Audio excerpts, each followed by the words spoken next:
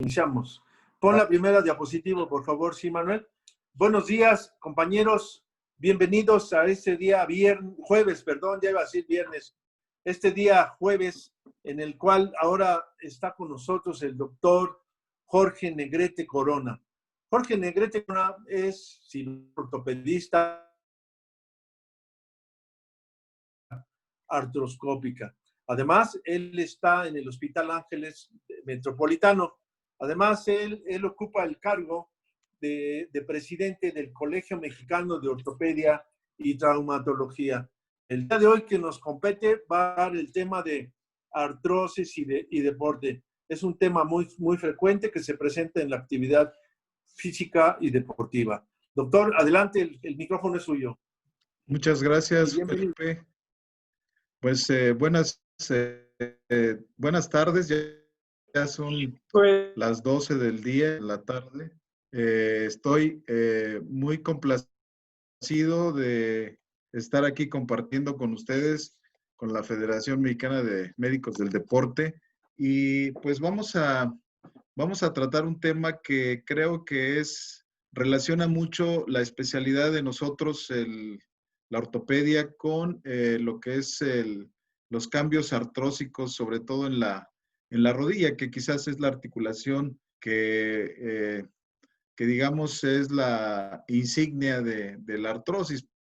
Tenemos desgaste articular en todas las articulaciones. Y el otro tema, pues, es la relación del desgaste articular con el deporte.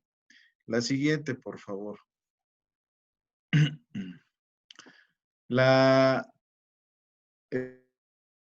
Es inevitable que ahora y en los tiempos modernos el deporte se ha incrementado, se practica en todos los niveles, se practican infinidad de deportes, desde los deportes recreativos hasta los deportes de alta competencia.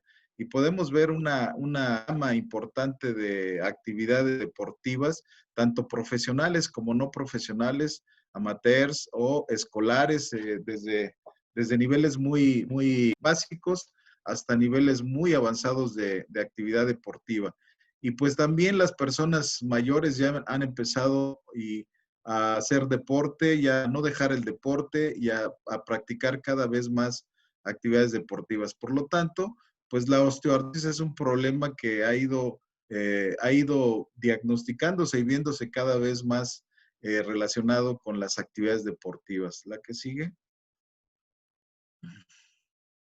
Se ha demostrado, a la anterior, se ha demostrado una alta incidencia de osteoartritis en deportistas, sobre todo en los de alto impacto, en comparación con la población general. Los ortopedistas que no vemos a veces o no estamos relacionados con deportistas de alto rendimiento, pero sí vemos deportistas amateurs, vemos deportistas ocasionales o vemos gente que por lo menos intenta hacer deporte. Entonces, esto ha aumentado la incidencia y el reporte de la osteoartritis o de la osteoartrosis. Entonces, cada vez observamos que hay mayor número de deportistas que sobrecargan las lesiones.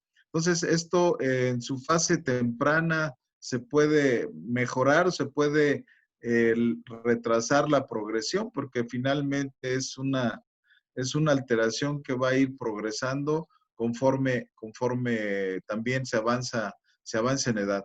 Hay factores intrínsecos y factores extrínsecos en el paciente, como el tipo de deporte que se practica, el equipamiento necesario y la carga que sobre las articulaciones. La que sigue.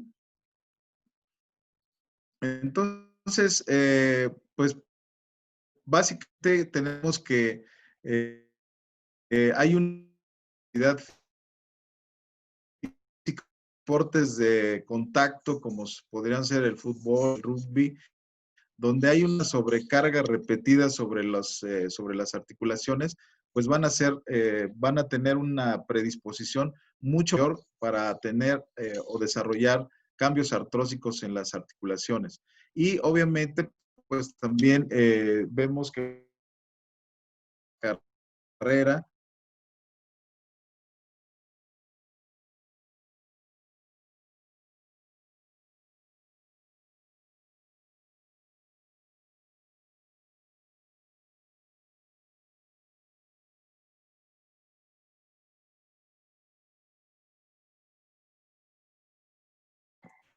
Doctor Negrete, ¿podría reiniciar su audio, por favor?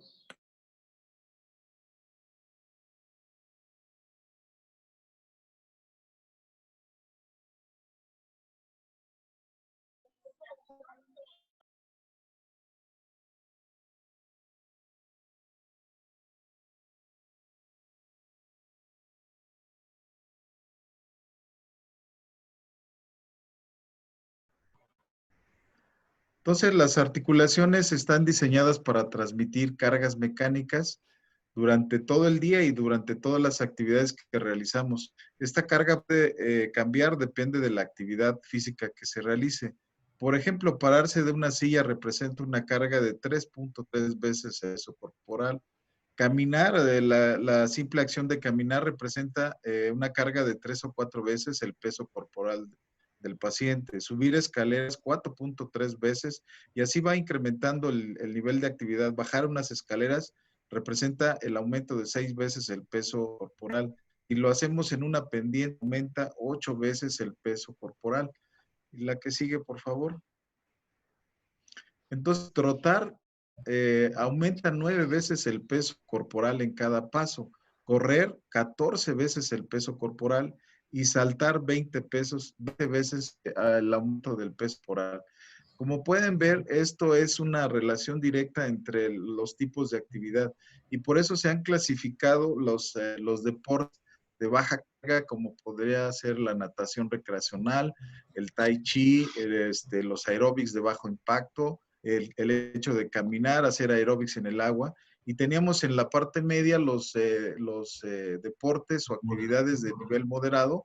Y en la tercera columna tendríamos los deportes de alto impacto o de alta demanda para las articulaciones. Entonces, pues depende de dónde, por eso es importante saber qué es lo que la gente está haciendo, lo que el deportista está haciendo, con qué intensidad lo está practicando, pues ya nos puede tener una relación directa entre la exigencia, la edad y la demanda hacia las articulaciones. La que sigue, por favor. En este estudio que les muestro aquí, habla de los corredores de larga distancia y la relación con la osteoartritis efectivo, publicado en el 2008, en el cual se estudiaron 45 corredores de larga distancia por un periodo de 18 años. Y vemos que los corredores no presentaron cambios mayores que los sujetos de control. ¿Por qué? A la que sigue vamos a explicar esta relación. Hay un estudio biomecánico que recibió este premio en 1995, que es un estudio bastante demostrativo. Y en este estudio se demostró la capacidad de la fuerza vertical del piso para proteger la articulación sobre la carga. Entonces, es un estudio biomecánico muy interesante que está hecho en un departamento de ciencias médicas básicas en Canadá y que, bueno, es un artículo que vale la pena revisar de forma correcta para entender un poquito todo esto de la carga y de la biomecánica. La que sigue, por favor. Entonces, aquí en este otro artículo nos muestra cómo se ha demostrado y continúa esta parte en estudio, en donde la musculatura también es muy importante para mantener la estabilidad en las articulaciones. Esto también ayuda a proteger el cartílago articular. Tenemos que tener ligamentos fuertes, también están los meniscos en la rodilla y los tendones que ayudan a la estabilidad periarticular y la fuerza que se desarrolla en las diversas actividades. La que sigue. Otro estudio aquí que les muestro, este es del 2005, en el cual, pues en este artículo estudiaron que la musculatura abductora de la cadera ejerce un papel protector en la progresión de la osteoartritis en la rodilla. Esto quiere decir que si tenemos una debilidad eh, en la cadera, puede incidir en la alineación y puede incidir sobre la carga en la articulación de la rodilla. Entonces, si tenemos una buena musculatura de la cadera, una fuerza muscular bien desarrollada en los músculos abductores de la cadera, vamos a tener un efecto protector sobre la rodilla en el plano coronal, y esto pues va a hacer que se modifique el centro de gravedad y que pudiese incrementar la carga medial o lateral si tenemos una desalineación o una falta de fuerza desde los músculos de la cadera. Por eso es importante cuando revisamos la rodilla que revisemos también la cadera y revisemos examinar todo el eje de carga de la articulación. La que sigue, por favor. Entonces es muy importante recordar que el cartílago no está inervado, el cartílago no tiene inervación, por lo tanto la lesión en el cartílago no produce dolor y por esto pueden a veces pasar desapercibidas las lesiones del cartílago articular, lo cual puede ser un factor de riesgo para que se empiece a desarrollar la osteoartrosis o la osteoporosis en pacientes que practican deporte con altos niveles de impacto, torsión o pivoteo. Es diferente cuando el recibe un impacto directo en el cual puede haber un desprendimiento del cartílago y en ese momento puede haber una sensación de bloqueo en la articulación. Y hay que distinguir dos circunstancias que afectan al cartílago. Uno, las vinculadas al agotamiento deportivo, esta es el exceso, el sobreesfuerzo y el sobreuso de las articulaciones. Y el otro aspecto es el que está vinculado al desgaste del cartílago con el años. Esto es una persona que no hace deporte, solamente camina, solamente hace sus actividades normales, también va a tener un proceso de desgaste y esto está condicionado por la edad, simplemente por la edad y el paso de los años. La que sigue. Entonces, ¿cómo podemos definir la artrosis? Pues se define como un proceso patológico de causa multifactorial que conduce al desgaste, a la alteración del cartílago y es consecuencia del envejecimiento. Esto no le gusta mucho a los deportistas, no le gusta mucho a las mujeres hablar del envejecimiento, pero la verdad es que a partir de los 40 años de edad, las células y los condrocitos en el cartílago articular inician un proceso de apoptosis y de envejecimiento. Y esto va a generar una manifestación de desgaste natural, resultado de una mecánica articular anormal. Si tenemos una buena alineación, si tenemos una buena estabilidad, las articulaciones y el cartílago articular van a ser mucho más duraderos que si tenemos alteraciones en una mecánica de carga anormal. La que sigue. Entonces, es muy importante que revisemos los factores de riesgo asociados a la artrosis. La edad. La edad aumenta de forma exponencial el riesgo de presentar datos de artrosis a partir de los 50, 55 años, pero muchos pacientes inician estos procesos después de los 40 y también tiene que ver con la alimentación, tiene que ver con el estilo de vida y tiene que ver con el tipo de actividad deportiva que se desarrolle. La herencia. La herencia es siempre importante tener en cuenta la contribución genética de la familia, los papás, los abuelos, todo esto puede tener ya un factor de disposición y se ha estimado a veces hasta un 65% de influencia. Esto es la forma de las extremidades, si son las rodillas varas, si son muy varas, si tiene alteraciones esto también va a ser parte de la herencia.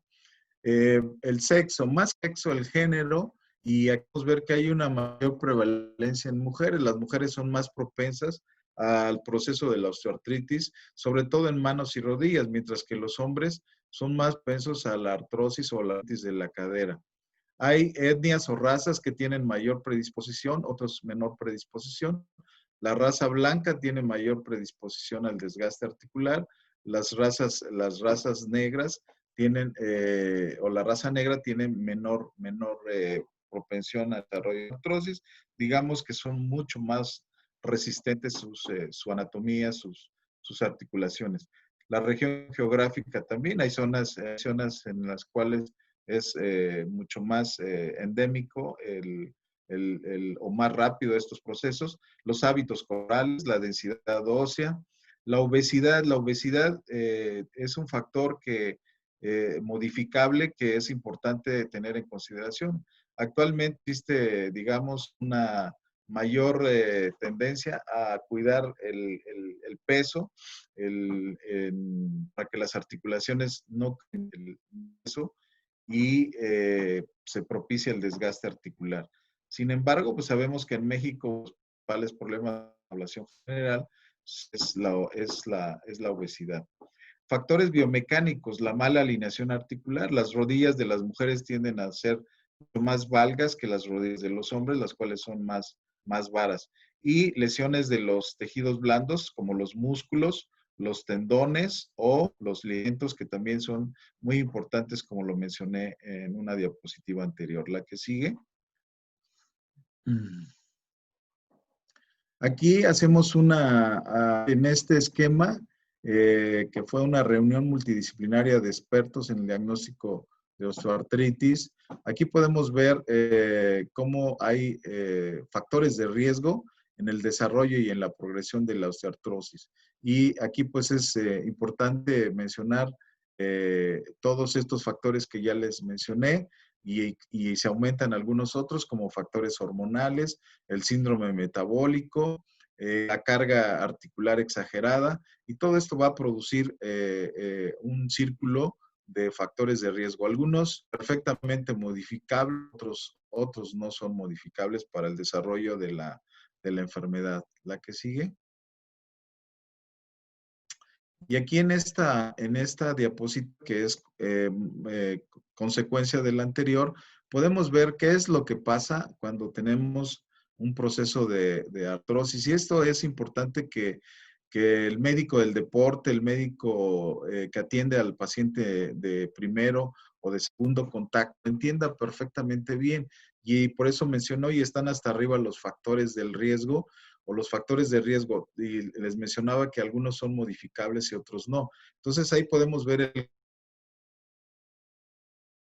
artrosis, y si se produce o hay algún desequilibrio fisiológico, como podría ser oral, la obesidad o factores de desalineación, esto va a empezar con un aumento en el catabolismo y una disminución del anabolismo cartílago articular, lo que genera degradación de los proteoglicanos y de la matriz del cartílago articular, donde participan todas estas citocinas proinflamatorias que muchos de ustedes han oído hablar de las metaloproteinasas, el factor activador de plasminógeno, y estas enzimas de degradación también generan que haya aumento de prostaglandinas. Del otro lado podemos tener los factores que generan el desequilibrio, como son los traumatismos, la obesidad, el uso, la desnutrición, la falta de buenos hábitos de vida. Entonces el organismo empieza con un proceso de inflamación y degradación del cartílago a nivel de la articulación. Hay un intento de reparación del organismo, siempre hay procesos de homeostasia o que tratan de reparar, pero sabemos que el cartílago es un tejido altamente especializado y que no tiene un proceso de regeneración o de reparación. Hay un intento ahí de células de los condrocitos de reparación, pero tenemos que ayudarles. Entonces esto genera los cambios en el hueso subcondral y una reacción de hiperostosis, y generalmente esta progresión del daño articular que ya les enseñé en la diapositiva anterior. La que sigue, por favor. Entonces, estos cambios patológicos en la osteoartrosis o en la osteoartritis, en el cartílago articular van a producir un reblandecimiento, fibrilación y pérdida de este cartílago articular. Aquí es muy importante que sepan y recuerden que el cartílago que se daña, que se pierde, ese ya no se regenera ese ya no se recupera. Entonces, por eso es importante que entendamos que es importante conocer el proceso de cómo se genera o cómo se desarrolla la osteoartritis para poder ayudar a los pacientes a mejorar mediante el trabajo muscular, mediante el control de peso, mediante un ejercicio y un deporte bien encaminado. Estos cambios patológicos van aumentando, van creciendo y generalmente vamos a tener la opción de osteofitos, que son esos picos que vamos a empezar a ver en las articulaciones, que es un hueso que trata de ayudar, pero que no está diseñado para la carga. Al mismo tiempo se producen quistes subcondrales y hay cambios en el resto de las estructuras anatómicas, como engrosamiento de la cápsula articular, degeneración de los meniscos en el caso de la rodilla y atrofia muscular periarticular. La que sigue. Esto pueden ver aquí que la sobrecarga sobre articulaciones genera el estrés mecánico y hay los factores que ya les mencioné de la oxidación, las citocinas y todos estos cambios nos van a generar estos cambios en el cartílago articular y ya podemos llegar a tener rodillas tan devastadas o tan dañadas como podríamos ver en este que les muestro en la radiografía o en el esquema superior. Estos ya son grados muy avanzados cuando se sigue la historia natural de la enfermedad. Los deportistas no están exentos de ninguna manera de desarrollar esto y sobre todo porque someten sus articulaciones a mayor carga, a mayor trabajo. Y esto es lo que quiero que les quede bien allá arriba porque esto es el estrés mecánico sobre las articulaciones es muy importante y si además le ponemos una mala alineación o unas rodillas varas o una rótula lateralizada, hay sobrecargas de los compartimentos y como pueden ver aquí, pues deformando las articulaciones, el organismo trata de hacer mecanismos compensatorios, pero no le alcanza. La que sigue. Esta diapositiva es muy importante, a mí me gusta mucho porque aquí podemos ver en una vista artroscópica lo que sucede en el cartílago finalmente cuando va produciendo ese proceso primero de fisuración del cartílago, fragmentación del mismo, hay fagocitosis de la ciliar, lo cual produce cambios inflamatorios y pueden ver ahí una destrucción del cartílago articular en la tibia y también pueden ver la degeneración meniscal y esto generalmente va a producir lesiones en ambos lados, tanto en la parte femoral como en el platillo tibial. Y este líquido sinovial inflamatorio pues va a contener cantidades grandes de enzimas de degradación y esto va a hacer el proceso inflamatorio, va a ser una hipertrofia sinovial y es aquellos pacientes que llegan y dicen, tengo más líquido en la articulación o se derramó el líquido en mi articulación, lo cual es una respuesta del organismo por proteger esa articulación, pero finalmente ya está en un proceso quizás que ya no le alcanza. Entonces, el daño al cartílago hay que prevenirlo y hay que tratar de que no progrese para que tengamos una articulación mucho más sana durante más tiempo. La que sigue. Aquí podemos ver en este esquema, les puse unos ejemplos de los casos que se pueden ver en una radiografía simple, ¿verdad? Y también en una cadera ya con un grado de artrosis un poquito más avanzado. ¿Cuáles son los cambios que tenemos que identificar radiológicamente? Bueno, pues es la esclerosis de los bordes abajo del cartílago. Hay una esclerosis que se denomina esclerosis subcondral. Hay un pinzamiento articular, hay osteofitos, son picos que empezamos a ver a los lados de las articulaciones y que no necesariamente los vamos a observar en etapas muy avanzadas. Pueden observarse en etapas, esas formaciones de osteofitos. También podemos encontrar fragmentos libres de cartílago dentro de la articulación y si el proceso empieza a avanzar, podemos llegar hasta tener incongruencias articulares importantes. La que sigue.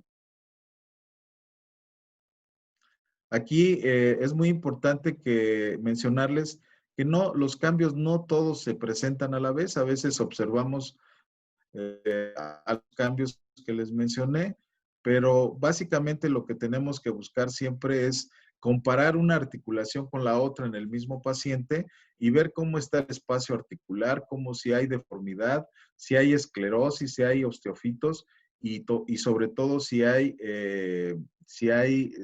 evidentemente haber dolor en esa articulación, pero también puede ser que el paciente no refiera tanto dolor al nivel de la articulación, tenga ya cambios artrósicos importantes en la radiología.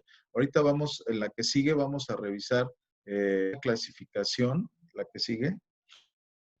Esta clasificación es muy utilizada y es ampliamente conocida, la clasificación radiológica de Kilgen y Lawrence, para ver el grado de artrosis en las articulaciones. Entonces, aquí pueden ver en una radiografía API lateral de la rodilla y en una radiografía AP de cadera, en la cual prácticamente tenemos los espacios conservados, tenemos la altura de la patela normal, no tenemos osteofitos, no tenemos geodas, no tenemos cambios que podamos detectar como artrósicos. Entonces, podríamos considerar el grado 0 como una radiografía normal en esta clasificación. ¿La que sigue? En la grado 1 empezamos a ver una reducción del espacio articular. Podemos ver, si tomamos una radiografía de la rodilla, sobre todo, es importante, en ortopedia siempre pedimos API lateral con carga. O sea, esto quiere decir con el paciente de pie, porque si le tomamos la radiografía al paciente acostado, puede ser que los espacios articulares realmente no los podamos apreciar o medir. Si tomamos la radiografía con carga, podemos apreciar esta reducción del espacio articular que puede verse más acentuado en el lado medial o en el lado interno de la articulación, a diferencia del lado externo, del lado que está el peroné, el espacio es un poquito más abierto. En la cadera igual pueden ver cómo hay de este lado la cadera todavía presenta un espacio normal y acá prácticamente hay una cadera ya con un artrosis muy avanzado. La que sigue. En el grado 2, pues ya encontramos presencia de osteofitos y además de la disminución del espacio articular. O sea, tenemos que ser muy observadores. Obviamente, en el mismo paciente puede tener una clasificación en su rodilla derecha y otra clasificación en su rodilla izquierda, porque no es un desgaste necesariamente simétrico. Puede ser en diferentes tiempos. Puede llevar diferente ritmo de desgaste entre una articulación y la otra. La que sigue. Aquí podemos ver en el grado 3 que ya le agregamos que hay múltiples osteofitos, disminución del espacio y se agrega la esclerosis subcondral. Es evidente que podemos ver ya muchos más cambios en el grado 3 y si pasamos a la que sigue, el grado 4, por favor, aquí ya podemos ver lo que les mencionaba, la diferencia entre esta articulación en la cadera y esta, pues creo que es bastante evidente y en la rodilla podemos ver también la pérdida del espacio articular y esto pues es un proceso de artrosis grado 4. Y en ocasiones cuando ya hay deformidad, yo les digo a los pacientes, pues usted ya tiene grado 5, grado 6, en los cuales prácticamente se han destruido los ligamentos, se han dañado todas las estructuras, la rodilla está demasiado deformada. Entonces, el grado puede ser extremo. La que sigue. La resonancia magnética no es de primera instancia un estudio que existe en la artrosis, pero es ser un estudio muy útil que se reserva para estudiar o evaluar los meniscos o los ligamentos. Por lo tanto, es muy importante tanto nuestro interrogatorio como nuestra exploración física para poder saber en qué pacientes necesitamos una resonancia magnética. Un ejemplo sería algún paciente que tiene una radiografía aparentemente normal, tiene 60 años, hace deporte, pero tiene sintomatología dolorosa en la rodilla, tiene inflamación. Entonces estaremos obligados a estudiar con una resonancia magnética para complementar y observar sus ligamentos y sus meniscos y los cambios que pudiera haber y articulares en las blandas. La que sigue. Aquí ya vamos a iniciar la parte de lo que podría ser los esquemas de tratamiento que existen para la osteoartrosis. Y este esquema que está publicado en Lancet en el 97 ya no es tan nuevo, pero sigue siendo vigente para estudiar y ver el algoritmo clásico de tratamiento para la osteoartrosis. Pueden ver en la parte del triángulo de la pirámide cómo la educación al paciente, la terapia física ocupacional, la reducción de peso, el ejercicio y dispositivos de ayuda, podrían ser algunas ortesis o ayudas para caminar, son la parte primaria del tratamiento. Y después van hacia arriba los analgésicos, los antiinflamatorios, y en ese proceso de escala de control del dolor, pues estarían indicados hasta los opiáceos. La cirugía, como pueden ver, es la parte más superior del triángulo y es quizás un grupo de pacientes los que van a recibir un tratamiento quirúrgico. Nosotros como ortopedistas pues, siempre nos gusta más la cirugía, pero la realidad es que el 80% de los pacientes que acuden a una consulta por un dolor articular, ya sea a nivel de la rodilla o de cualquier otra articulación, pues van a caer en esta base de la pirámide y ahí es donde vamos a encontrar la mayoría de las opciones de tratamiento. De un lado tenemos también los esteroides intraarticulares y los viscosuplementos, que siguen siendo, los esteroides intraarticulares siguen siendo muy utilizados. Obviamente hay diferentes tipos de esteroides, ustedes saben un poquito más, manejan un poco más las infiltraciones y los viscosuplementos están actualmente en boga y están siendo muy utilizados para mantener la articulación. Y del otro lado, pues estarían los AINES tópicos y otros esquemas de tratamiento que son ayudas, pero que definitivamente no detienen el proceso de desgaste de la articulación, solamente ayudan al paciente a mejorar sus condiciones o controlar el dolor, la que sí. Entonces, aquí, aquí les muestro esto mismo de otra forma, en lo cual puede la intensidad y la gravedad de los síntomas de menor a mayor. En primer lugar estarían los tratamientos no farmacológicos, como sería la educación, el ejercicio, el control de eso, un calzado adecuado. Y luego estaría el tratamiento no farmacológico avanzado, donde entra la fisioterapia, las ortesis, los analgésicos simples como el paracetamol. Y ya en el tratamiento farmacológico para el dolor pues, y la antiinflamación, pues entrarían los AINES, COX-2, opioides, los ISADOAS y las aspiraciones o infiltraciones de las articulaciones. Y del lado de la cirugía, que es lo que los ortopedistas nos gusta mucho, pues estarían las osteotomías, la limpieza articular, la artroscopía, las prótesis compartimentales y finalmente la reconstrucción de las articulaciones mediante artroplastías. Entonces, como pueden ver aquí, vamos de menor a mayor y dentro de este tratamiento, pues hay muchas variantes que vamos ahorita a analizar en las siguientes diapositivas. La que sigue. El ejercicio físico como terapia de la artrosis. Yo creo que ustedes manejan muy esta parte y lo manejan también muy bien los fisioterapeutas y la gente que está trabajando siempre con el paciente en esas primeras fases de tratamiento. El ejercicio físico nos permite la corrección de pérdida de masa muscular y la debilidad por desuso. Sabemos perfectamente bien que un cuádriceps en 24 horas, si la rodilla está dolorosa o tiene algún problema, en 24 o 48 horas el cuádriceps empieza a tener atrofia. Entonces, es fundamental para el funcionamiento de la rodilla la corrección de esa debilidad muscular. El aumento de la fuerza muscular periarticular nos ayuda a proteger la articulación. Es muy, muy importante.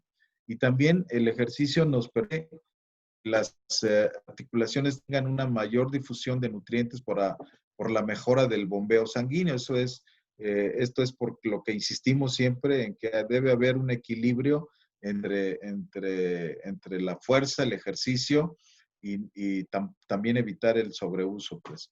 El ejercicio también permite una estimulación más efectiva del cartílago a través de la distribución de las cargas y la compresión. Sabes que el cartílago articular, todo en la rodilla, se nota mucho. Cuando un cartílago no tiene carga, se atrofia, empieza a fibrilarse y entra en problema. Si un cartílago en la rodilla tiene demasiada carga o tiene sobrecarga, ese cartílago también se va a dañar. Entonces, es una estructura que requiere mantener un equilibrio de presión y una distribución adecuada de la carga. Por eso es importante la alineación de las extremidades para mantener esta distribución adecuada de la carga. ¿Sí? Este es un estudio que les muestra aquí, que habla de lo mismo, de la asociación entre la fuerza muscular y pacientes que se les hizo una menisectomía parcial. Aquí se evaluaron los cambios gráficos años después. Entonces, se estudiaron a 34 pacientes midiendo la fuerza de los extensores de la rodilla, concluyendo que es muy importante el mantener una buena fuerza muscular para evitar el aumento de la osteoartrosis o detener de alguna manera la progresión a velocidades muy rápidas. La que sigue.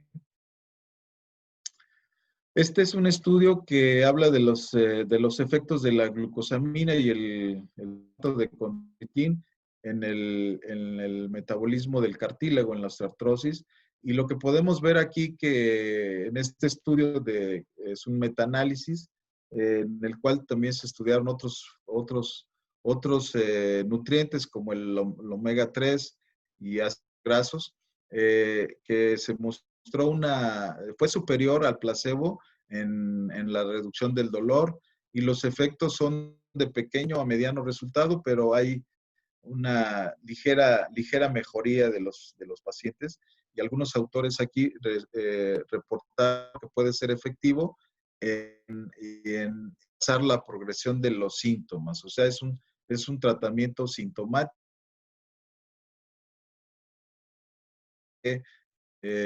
Podamos decir que detiene el proceso o que termina con el proceso de osteoartrosis. No, puede retrasar la progresión de los síntomas.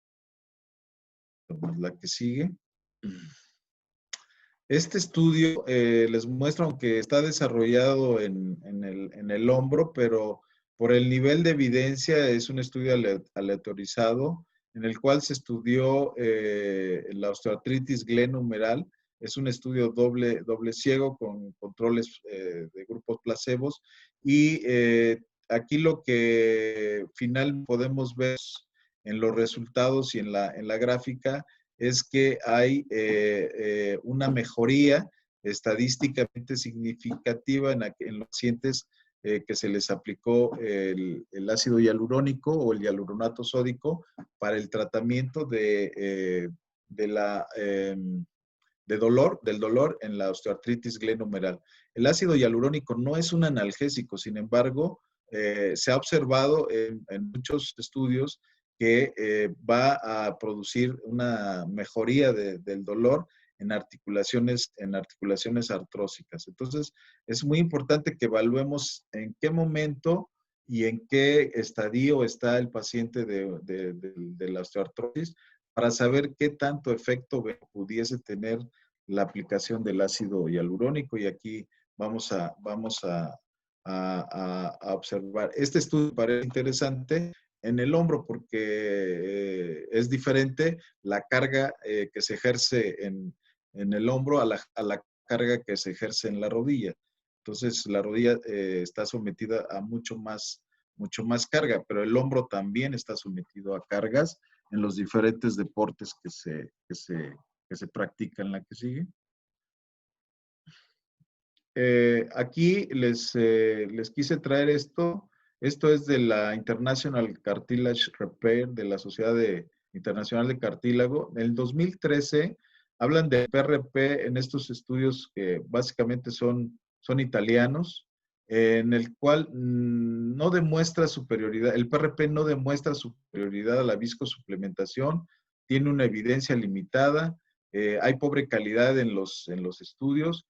Se habla de que hay muchos trabajos tendenciosos e inconclusos. Esto es en 2013. La que sigue. Entonces, aquí hablaban de no había una indicación clara para el uso de PRP en el tratamiento de cartílago y que solamente existen algunos artículos aleatorios de calidad que no ha probado la superioridad y no había fuerte evidencia que apoyara su uso como primera línea de tratamiento. Esto es hecho por los mismos autores. La que sigue. En el 2015, la misma sociedad habla de que como una sugerencia, algo que puede ayudar, pero que no tiene todavía como evidencia, ¿sí? Entonces, la ponen como una eficacia no concluyente, aún no se atreven a hacer una recomendación y lo ponen como tratamiento conservador, en los cuales se necesita seguimientos a más largo plazo para poder demostrar alguna superioridad.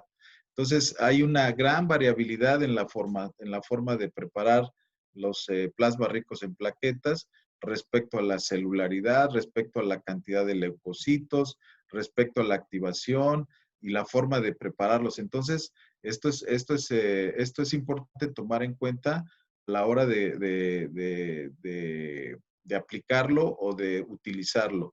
Sabemos que hay muchos médicos con tendencia a utilizar el plasma rico en plaquetas, hay otros que no le creen y hay quienes permanecen totalmente escépticos a este respecto. La que sigue. Aquí en este estudio, ya en el 2006, aquí les muestro este estudio, deben aparecer los mismos autores italianos. Hablan aquí de un estudio de 192 pacientes con clasificación de la biológica Kilgen-Laures entre 1 y 3, o sea, no 4, aplicación semanal 3 dosis y le hacen escalas de funcionalidad a los pacientes, estas IKDC, el QOS, el escala análoga, el TEC, a los 2, 6, 12 y 24 meses. Y aquí lo que incluyen es que hay mayor dolor e inflamación a la aplicación y un mayor índice de falla de 38.2 contra un 21.5. Entonces, sigue habiendo esa controversia del PRP contra la viscosuptación. Entonces, esto pues, hay quienes se inclinan más por la viscosuplementación, hay quienes mezclan la viscosuplementación con PRP. La que sigue. Este es otro estudio que habla del plasma rico y aquí hablan de que es superior al ácido hialurónico para el tratamiento de la osteoartritis. Lo plantean como una prueba y un estudio randomizado con controles. Es un metaanálisis en los cuales se incluyeron 7 estudios, 908 pacientes y en el cual se concluye que el PRP puede ser una forma de tratamiento en pacientes con osteoporosis y que el efecto del ácido hialurónico no fue, o sea, se comportan a veces más o menos en el mismo nivel. La que sigue. En México, la tendencia es más a favor del uso viscosuplementación como tratamiento coadyuvante de primera línea. Y esto es producto de un consenso de esta reunión multidisciplinaria de expertos y diagnósticos en el tratamiento de la osteoartritis, una actualización basada en evidencias. Y esto pues participaron tanto reumatólogos como médicos ortopedistas en este consenso. La que sigue. Y aquí, pues, en la primera línea, pues, se puede ver que recomiendan la viscosuplementación con ácido hialurónico, hilanos, y recomiendan también los suplementos como los péptidos de colágeno bioactivos. Y aquí también entran los ISADUAS, que ya también hablé y les mostré ahí algunos estudios. Y esto es lo que se considera como de primera línea. Y en la segunda línea, pues obviamente están los analgésicos, los antiinflamatorios, y ya en la tercera línea finalmente pueden evolucionar los pacientes que puedan requerir tratamientos quirúrgicos. Pero esto es muy importante que lo tengan ustedes en consideración. La que sigue. Células madre. El uso de células madre como tratamiento de la osteoartritis aún es controversial. Hay poca evidencia y los resultados a corto y mediano plazo todavía no son muy consistentes. Creo que será parte del futuro de los tratamientos de la osteoartrosis, pero en este momento creo que todavía no existe suficiente evidencia para poder decir con certeza, pues hay que aplicar. Además, en este momento, pues las células madres siguen siendo un procedimiento bastante costoso y pudiese representar algo en el futuro una vez que tengamos mucho más estudios más consistentes. Y aquí los orientales creo que están trabajando muchísimo. Este es un estudio donde participan algunas universidades de Seúl, Corea, y quizás están invirtiéndole bastante en investigación en este momento. La que sigue. Bien, y dentro de los tratamientos quirúrgicos, que es la parte última de la pirámide, ahí arriba, que les mostré, podemos mencionarles lo que hasta este momento la que sigue.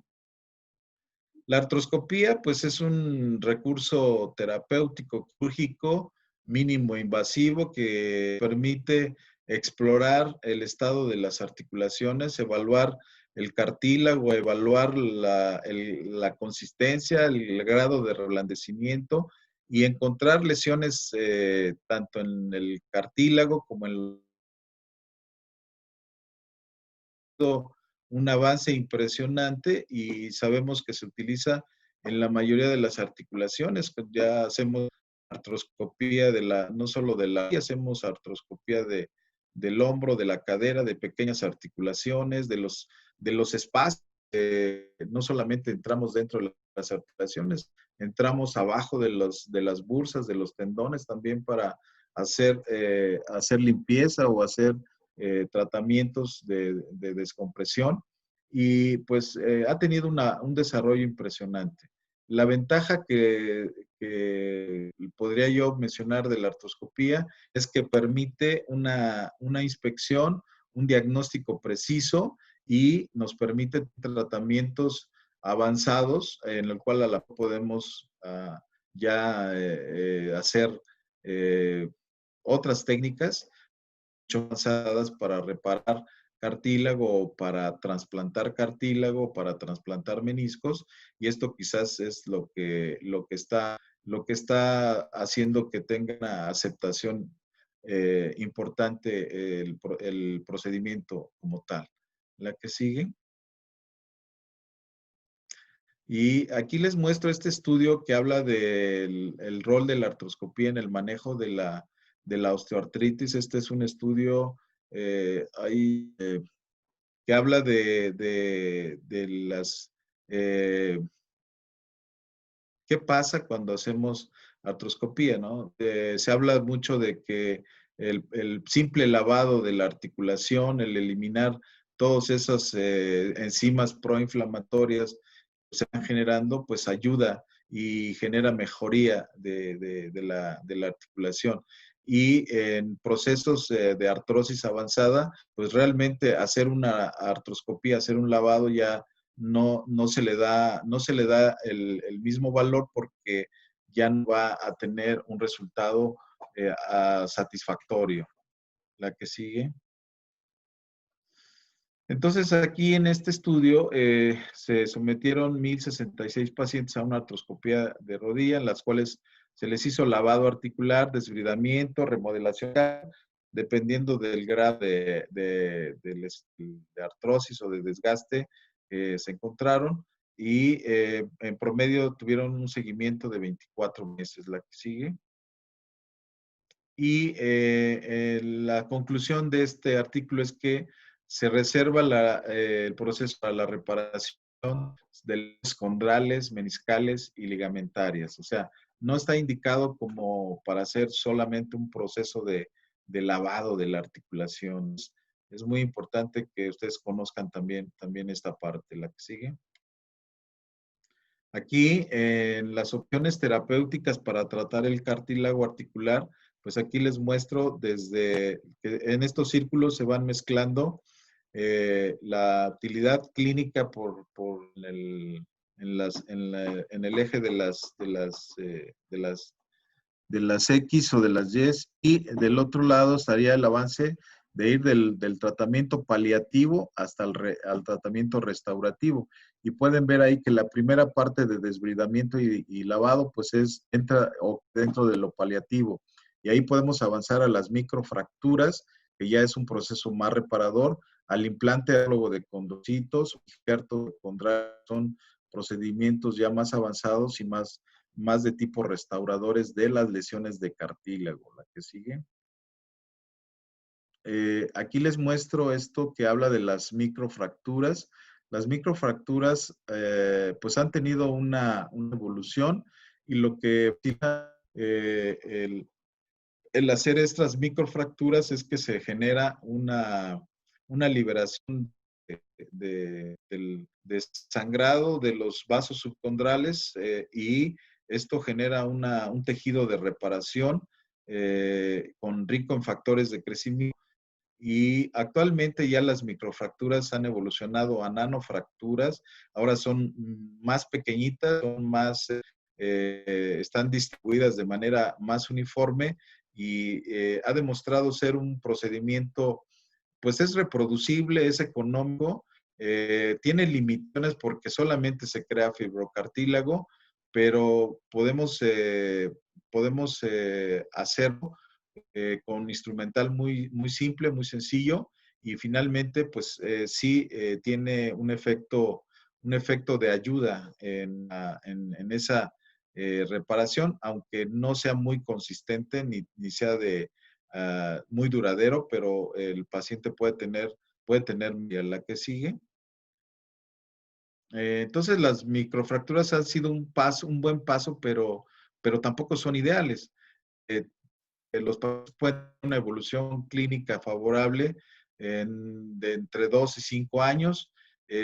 Finalmente hay un deterioro de esta reparación, y finalmente el paciente pues presenta declinación de la función y también de la actividad deportiva, porque ya no había cargo ahí. Entonces lo que se hace es tratar de que se forme un tejido de reparación. La que sigue.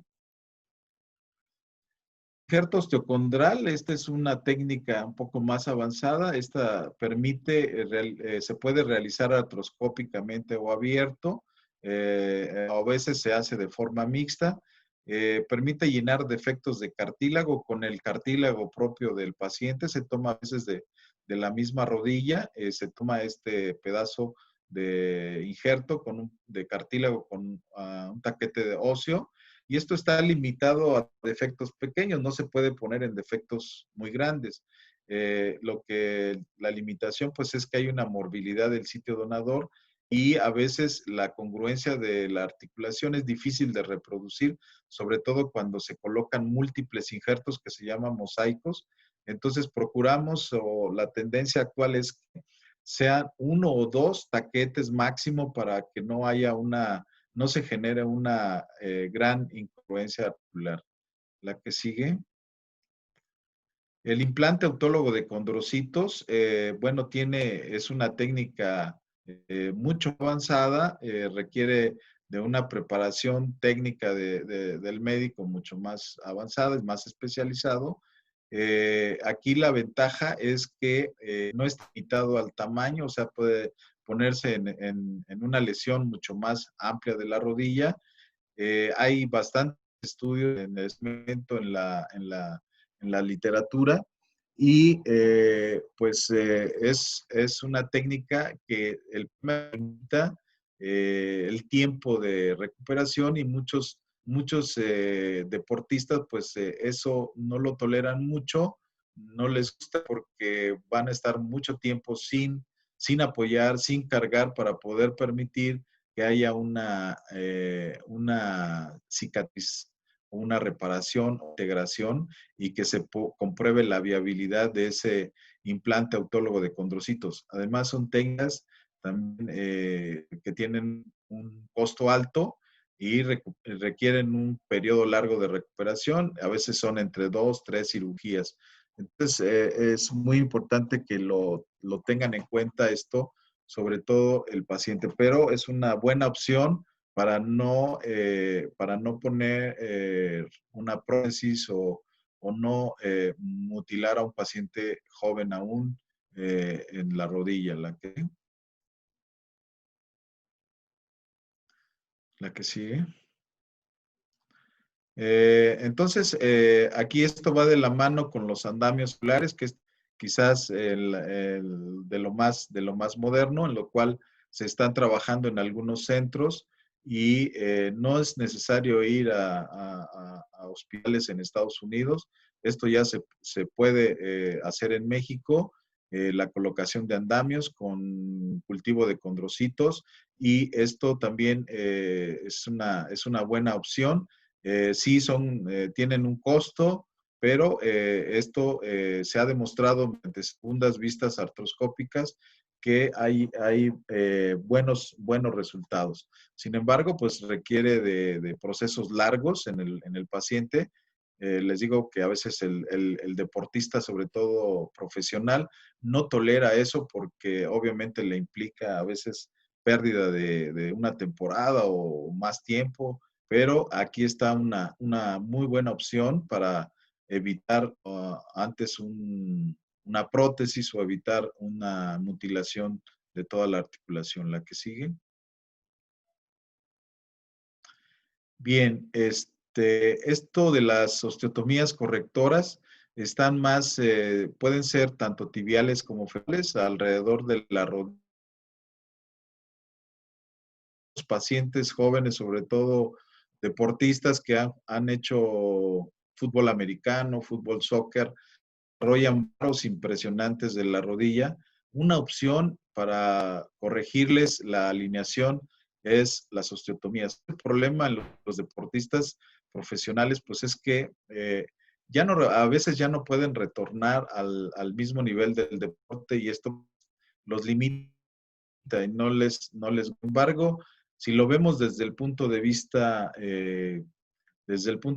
práctico, desde el punto de vista de correr, son cirugías que tienen buenos resultados e incluso para pacientes que no son deportistas profesionales, pues es una excelente opción para que la rodilla se alinee, la rodilla tenga mejoría del dolor y el paciente tenga entre 10, 15 o a veces 20 años de más vida antes de una prótesis total de la rodilla. La que sigue. Bien, para concluir esta charla, les quiero decir estas líneas que creo es muy importante.